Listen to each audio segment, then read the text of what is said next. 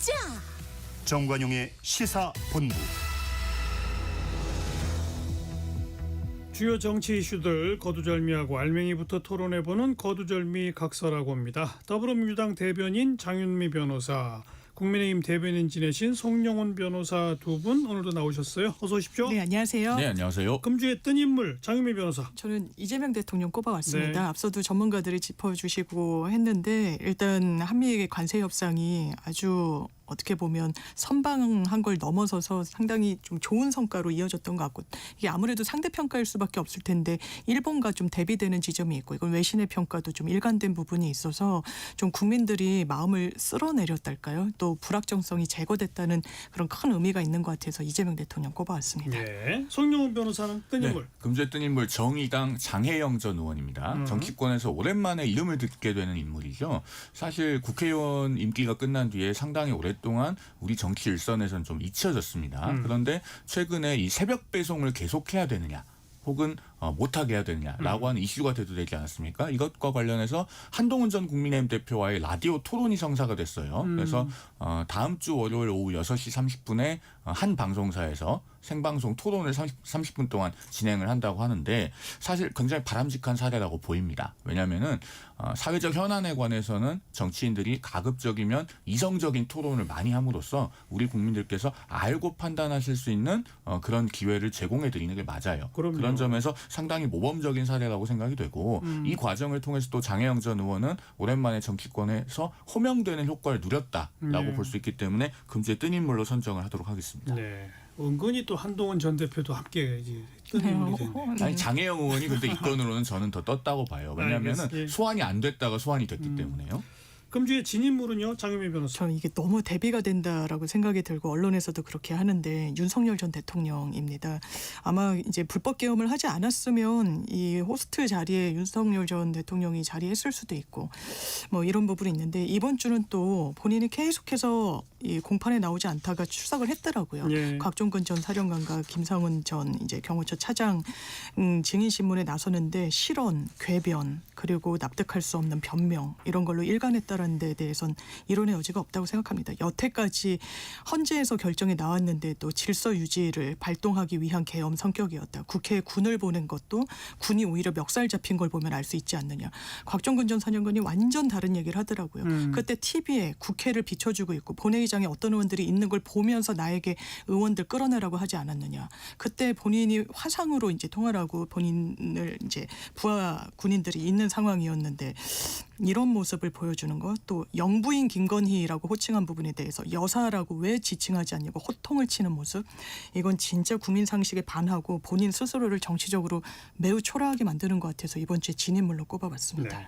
송영훈 변호사는 진 인물. 예, 금주의 진인물 이재명 대통령입니다. 어제 이른바 대장동 일당들에 대한 대장동 본류 사건이라고 불리는 사건의 1심 판결이 있었죠. 그래서 화천대유 대주주 김만배 씨 징역 8년, 또 유동규 전 성남도시개발공사 본부장 징역 8년, 그 외의 피고인들도 모두 실형을 선고받고 법정 구속됐습니다. 그런데 이 판결 내용에 보면은 이재명 대통령의 관련성을 시사하는 부분들이 여러 군데 있어요. 예를 들어서 유동규 전 본부장의 양형 2회 보면요, 유 전 본부장은 배임 사건에서 실질적인 영향력을 행사했지만 성남시 수뇌부가 주요 결정을 내리는데 조율하는 중간 관리자 역할을 한 것으로 보인다 라고 해서 성남시 수뇌부의 책임을 사실상 시사했습니다. 또 한 가지, 성남시 주무부서나 공단 이사장을 거치지 않고 유동규 전 본부장은 이재명 대통령이나 정진상 전 실장에게 직접 보고하는 등 포괄적인 실무 권한을 가지고 있었다. 이런 내용도 등장한다고 합니다. 또 이재명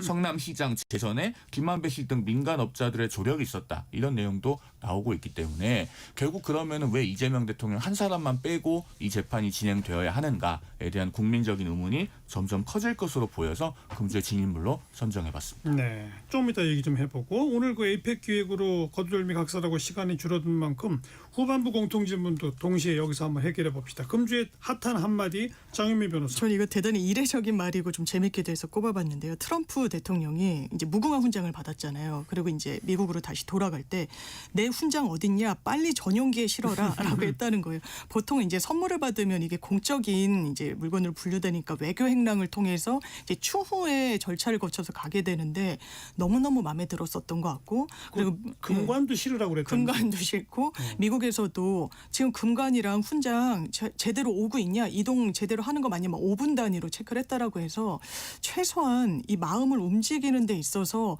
굉장히 공을 들였다. 또 트럼프라는 이 대통령의 특성이 과거의 혈맹, 동맹 뭐 이런 공식보다는 본인의 어떤 인상 그리고 본인의 어떤 이 호불호 이런 거에 매우 좌우가 되다 보니까 굉장히 공을 들인 게 성과로 나타나는 한 단면이었던 것 같아서 꼽아봤습니다. 트럼프 대통령이 금을 참 좋아하긴 하는 것 같아요. 그런데 뭐 우리 청취자들께서도 많이 아시겠지만 미국에서는 이른바 노킹스 시위라는 걸 또 하고 있지 맞아요. 않습니까? 예. 그런데 우리나라가 하필이면 금관을 선물을 해서 이것을 미국의 시민들 미국 조야에서 어떻게 바라볼지 그런 부분에 대해서는 조금 신경 쓰이죠. 그렇죠. 그래서 과연 다른 더 좋은 선물은 없었을까라는 생각도 들게 하는 그런 선택이었다는 생각입니다. 네, 제가 그냥 추정하건데 우리 정부 당국자들도 미국의 노킹스 시위가 있다는 거 모르지 않을 거예요. 네.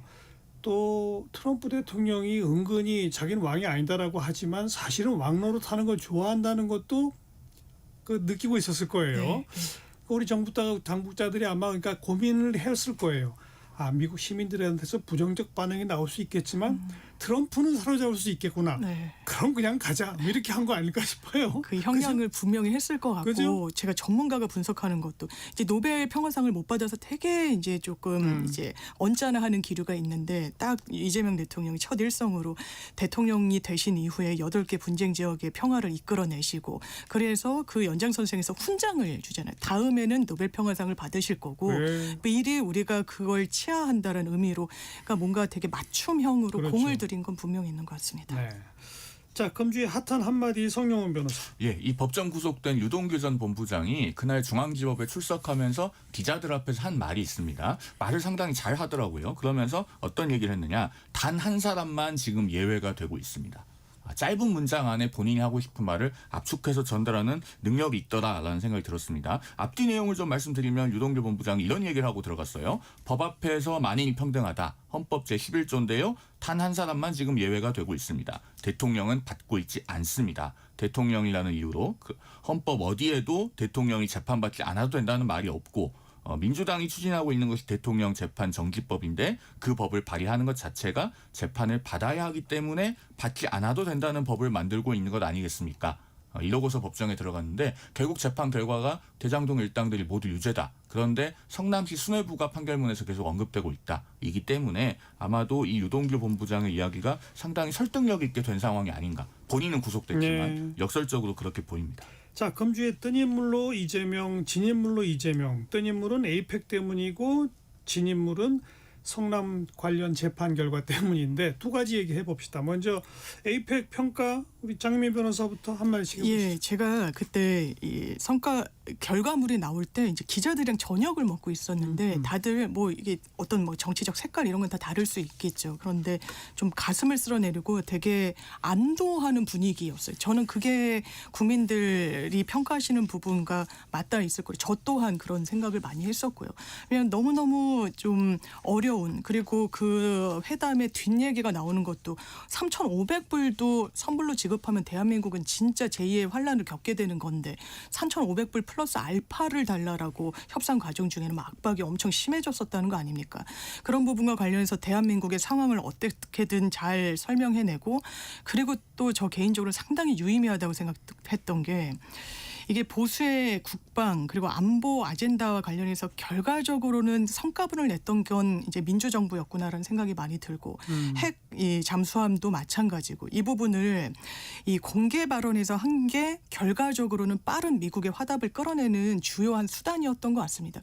이걸 과거에도 노무현 정부 때 이제 어떻게 보면 공개하지 않고 처리를 하다가 그때 한 일간지에서 그게 이제 조선일보 유영원 기자였고 지금은 이 국민의힘 비례 이 국방 그 전문가로 이제 활동하고 계시는 분인데 그게 이제 보도가 되면서 무산이 되기도 했었고 문재인 정부 때는 미사일 사거리가 또 제한이 풀렸던 이런 성과를 냈던 부분과 관련해서 다시 한번 이 안보 국방에 있어서도 이제 민주정부가 성과를 냈다라는 네. 부분에서 대단히 유의미하다고 생각이 듭니다. 성용원 변호사는.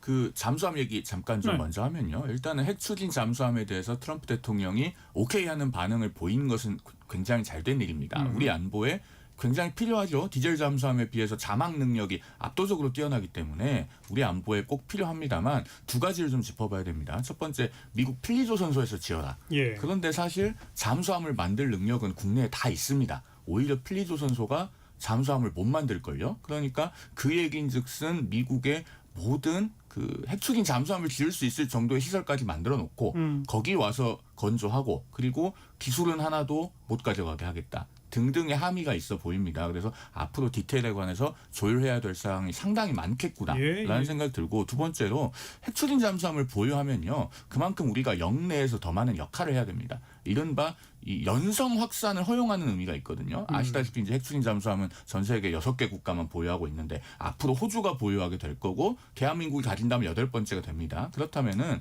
그 핵추진 잠수함의 역할은 단순히 우리 한반도 연안에만 국한된 게 아니에요. 결국에는 인도태평양으로 영역을 넓혀서 한국군이 뭔가 더 역할을 해야 되는 건데 그러면은 대한민국 정부는 거기에 대한 전략을 준비해 놓고 있는가? 비유하자면은 최신식 스포츠카를 뽑아서 앞마당에 세워놓거나 동네 마트 가는 데만 쓸 거면은 굳이 그런 스포츠카를 뽑을 필요가 없습니다. 그러면은 어떤 도로를 달릴 것인가? 예. 이런 그 전략이 뒷받침될 필요가 있겠다라는 생각이 듭니다. 다 중요한 지적이세요. 그다음 관세 협상은 어떻게 평가하세요? 관세 협상은 사실은 이 7월 31일 겪어보지 않았다면 뭐 장 변호사님 평가 중에서 제가 일부 수긍할 부분도 있겠습니다만 아직까지도 지금 한미 공동 팩트시트가 안 나왔죠.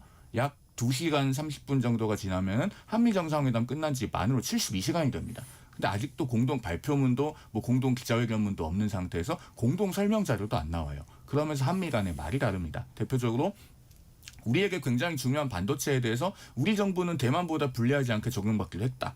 관세율에 대해서 그렇게 이야기를 하지만은 미국은 뭐라고 합니까? 반도체 문제는 논의 대상이 아니다라고 선을 긋고 있고 농산물 개방에 대해서도 말이 달라요. 그리고 무엇보다도 김용범 정책실장이 지난번 7월 말에 협상을 마치고 와서는 대출과 보증이 대부분이 될 것이고 자기 자본은 극히 일부다. 그리고 우리 정부는 3,500억 달러 중에 5% 175억 불만 현금 투자가 될 거라고 이야기했습니다. 그런데 2천억 불이라고 하는 결과는 결국 10배가 넘는 거잖아요. 분할로 지급한다고는 하지만 그 외에도 여러 가지 지금 디테일에 있어서 짚어볼 부분이 많기 때문에 예. 제가 봤을 때는 적어도 공동 발표문 나아가서 양해각서 문안이 나오기 전까지는 이것에 대한 정확한 평가가 어려운 상황이라고 보입니다. 그렇죠. MOU나 팩트 시트는 꼭 봐야 될 것입니다. 아마도 조만간 공개될 것이다라고 정책실장도 얘기했으니까 네네. 이거 좀 지켜보고. 자, 성남구 재판 결과에 대해서 아까 성용원 변호사가 여러 차례 지적했으니까 이건 장윤미 변호사가 네. 먼저 발언해 보시죠. 아까 이제 재판 그 판결문에 성남 수뇌부가 어떻게 거론되는 것보다 더 중요한 게 그 당시에 성남시장이 어떻게 거론됐는지가 더 중요하지 않겠습니까? 정확히 이렇게 거론됩니다. 성남시장은 그 당시 이재명이 성남시장이었죠. 유동규 등과 민간업자의 유착이 어느 정도인지 모르는 상태에서 비교적 자유롭게 수용 방식을 결정할 수 있었던 것으로 보인다. 라는 게 법원의 판단 내용이었어요. 네. 이런 부분과 관련해서 유동규 그리고 그 일당들 유죄를 받고 유착관계가 확인되고 그 윗선에 뭐 성남의 수뇌부라고 지칭되는 사람들의 모종의 관계가 인정이 됐다고 하더라도 거의 이 판결과 관련해서는 이재명 성남시장은 여기에 관련성이 없다는 취지로 판결이 나왔다는 점을 다시 한번 말씀드립니다. 프레시안에서 그 보도를 했더라고요. 잠깐만, 네. 그러니까 이 판결문에 두 내용이 다 있어요. 네. 시장은 유착 관계가 어느 정도인지 모르는 상태에서라는 표현도 있고, 유동규는 그 수뇌부 주요 결정을 조율한 뭐 이런 표현도 있고, 이 두 가지 표현을 가지고 민주당은 또 검찰한테 빨리 그 기각해라, 아니 기소한 거 네, 취소해라 공소 취소하라고. 하고. 국민의힘은 빨리 재판 시작해라 이러고 있는 그 근거가 되는 두 단어들입니다. 예. 제일 중요한 거는요. 이 사건에서 이재명 대통령에 대해서 직접적인 판단을 할 수는 없습니다. 왜냐하면 이재명 대통령 본인을 피고인으로 해서 지금 변론 종결되고 판결하는 게 아니잖아요.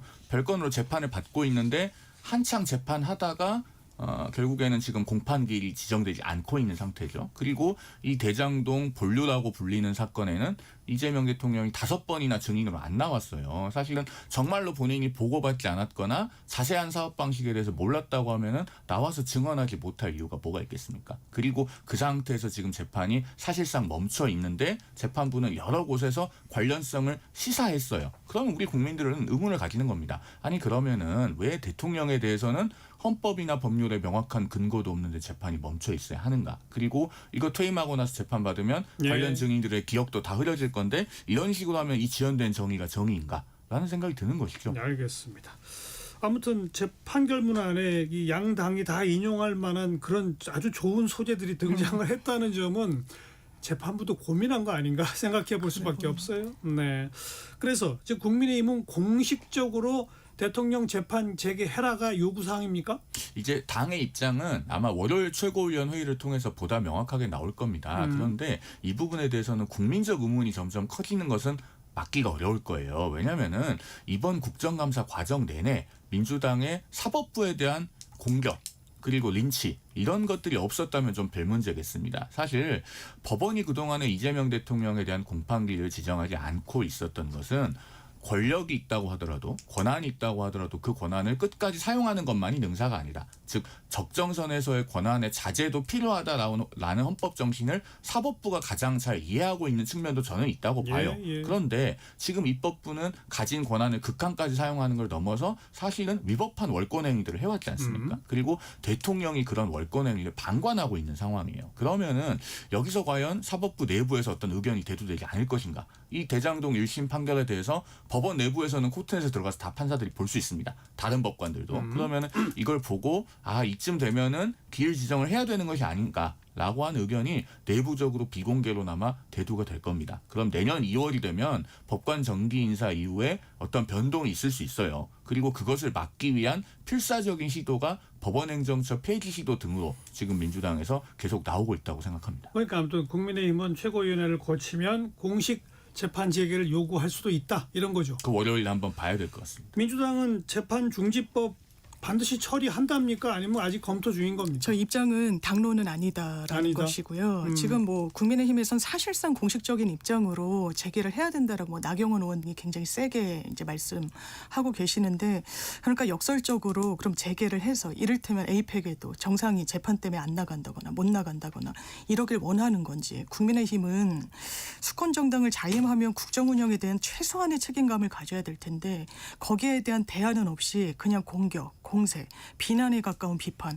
여기에 머물고 있다는 생각을 이 이슈를 대하는 태도를 보면 좀 많이 생각을 하게 되고 그렇다면 당장 재개를 해서 5개 재판에 나가서 대통령이 국정 운영이 어떻게 되든 말든 재판에 임하라는 겁니까? 그게 국민의힘의 태도일 수 있습니까? 본인들도 나중에 집권을 하겠다고 하는 세력이 이런 주장을 할 수 있는 것인지 좀 의문이고 만약에 지금은 민주당에서도 이게 뭐 이재명 방탄법이니 뭐니 이런 부분에 대한 프레이밍이 있다 보니까 당론으로 추진하지 못하는데 국민의힘이 계속해서 왜냐하면 국정감사 때도 계속 이 부분을 법사위에서는 어떤 이슈만 나오더라도 재판 재개해라 이런 식으로 끌고 갔거든요. 그러면 민주당 안에서도 지지층들이 이걸 하라고 아마 명령 내릴 그러겠죠. 겁니다. 네. 그런데 방금 그 재판을 기일을 잡아서 재개하면 5개 재판에 나가느라 뭐 국정에 뭐 이런 표현을 쓰셨는데 이건 뭐 저는 있을 수 없는 가정이라고 생각하지만 기일 잡아서 통보하면 그 위헌이다. 네. 그 대통령은 내란 외환죄 외에는 소추되지 않는다라는 조항을 어떻게 해석하느냐에 달린 거다. 그러니 이건 헌재에 가져가야 되겠다라고 하는 게 당연한 수순 아니에요? 만약에 정말 그렇게 된다면 그렇게 되지 않을 거라고 저도 생각합니다만 그러니까 만약 그렇다면 논리적으로는 그렇게 가는 거잖아요. 헌재로. 그렇게도 가고 아마 그 법률도 형사소송법을 개정해서 김영민 의원이 주장하고 있는 재판 중지법으로 이거를 왜냐하면 이거는 진짜 대한민국의 국격 그리고 운영 여기에 직격탄을 날리는 거기 때문에 가동할 수 있는 방책은 다 가동할 수밖에 없을 겁니다. 그러니까 전 뭐 거의 없는 가능성이지만 길 잡아도 어차피 헌재에 가서 시간 한참 걸릴 것이다. 저는 이렇게 보는 광도이기 때문에 국민의힘도 공식적으로 재판 재개해라라고 사법부에 압력을 안 넣었으면 좋겠고 더불어민주당도 재판 중지법 안 했으면 좋겠어요. 지금 당론은 그냥 이대로 가는 게 현재 현실적 수순 아닙니까? 제가 생각하는 중요한 가치는 재판의 독립입니다. 비위를 잡든 잡지 않든 그것은요 법관이 헌법과 법률과 본인의 직업적 양심에 따라서 독립적으로 결정해야 돼요. 예, 그런데 민주당에서 그동안에 계속 사법부에 대해서 대법원 전원합의체 판결마저 불복하면서 공격하고 압박하고 겁박하고 나아가서 제도를 한 사람을 위해서 뜯어 고치려고 하고 있지 않습니까? 이번에 배임죄로 이 유죄 판결 받고 법정 구속된 대장동 일당들 배임죄 폐지되면요 다 면소돼서 감옥 밖으로 나옵니다. 손해배상 청구도 매우 어려워질 겁니다. 그런 것들을 민주당이 해오고 있어요. 그러면은 민주당 스스로가 먼저 사법부에 대한 공격을 자제해야 법원이 독립적이고 양심에 따라서 재판을 할지 말지 여부도 결정할 것 아니겠습니까? 저는 순서가 민주당이 먼저 본인들의 권한을 극한까지 혹은 예. 월권에서 행사하는 것을 멈추는 게 먼저라고 생각합니다. 그러니까 저는 그 양당 다 사법부를 향해서 좀 가만히 있었으면 좋겠다는 거고 사법부의 태도는 이미 이재명 대통령 취임한 이후에 결정된 사안이 아닌가 싶어요. 지금까지 시간이 흘렀는데 새삼 이제 길 잡겠습니다라고 나올 리는 저는 없다고 생각하거든요.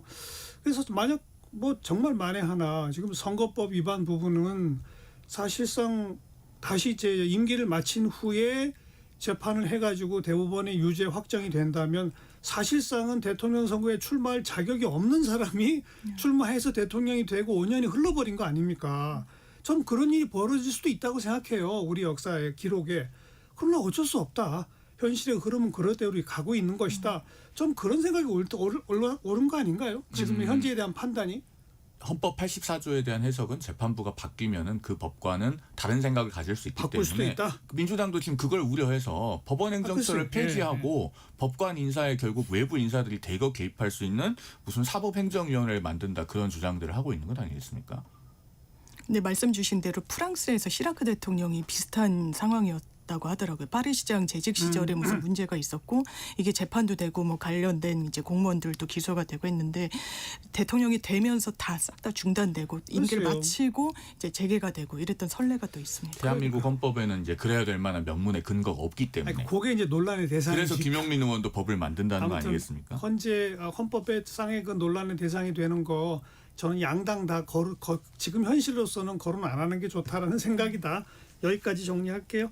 오늘 여기까지 거두절미 각설하고 더불어민주당 대변인 장윤미 변호사, 국민의힘 대변인 지내신 송영원 변호사 두 분 고맙습니다. 네, 감사합니다. 감사합니다. 오늘 마지막 곡 경주 에이펙 홍보대사인 G드래곤의 소년으로 함께 듣죠.